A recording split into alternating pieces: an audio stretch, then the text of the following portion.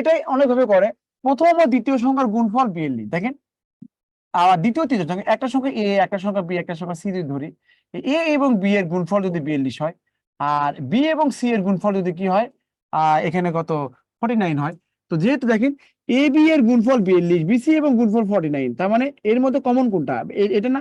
তাহলে আপনি যদি এই দুটো সংখ্যাকে যদি তুমি গসাগু করেন, হ্যাঁ এই দুটো সংখ্যাকে গসাগু করেন, তাহলে আপনি বি এর মান পাওয়া যাবে। হ্যাঁ, বি এর মান এটা কত হবে?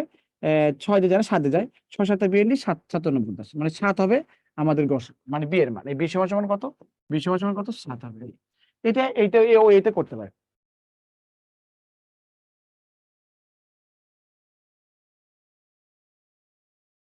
মিনাল ব্যাপারে থ্যাংক ইউ ভেরি মাচ।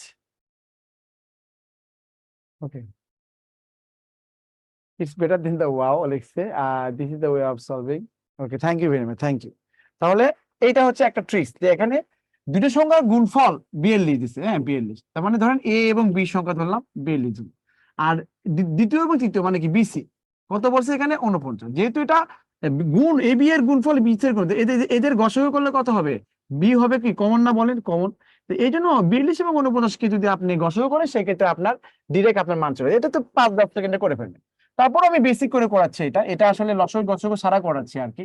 যদি আপনার এখানে ধরেন দুটো সংখ্যা, এবি এর গুণফল কত হচ্ছে 42, আর বিসি এর গুণফল কত হচ্ছে এখানে কত 49 বলছে। তো এখন এটাকে চেক আপ করেন, এটা তো অনেক কিছু ভাঙানো যায়, এটাকে ভাঙেন। এটা কিন্তু 49, বেশি ভাঙানো যায় না। একটাকে 7 ধরেন, আরেকটা 7 ধরেন, দেখেন 7 7টা গুণ করলে কত 49। তাহলে বি এর মান যদি আপনার 7 ধরেন, 7 ধরেন, এটা কিন্তু দেখেন 6 ধরলে এটা বি এ মিলে যায়। তার মানে বি এর মান 7 ধরা ঠিক আছে, বুঝতে পারছেন? বি এর মান 7 ধরা ঠিক আছে, মিলে যায়। এই জন্য এর মান 6, বি এর মান 6, সি এর মান 7। ওকে, তো এই ওয়েতে করবেন। ওকে।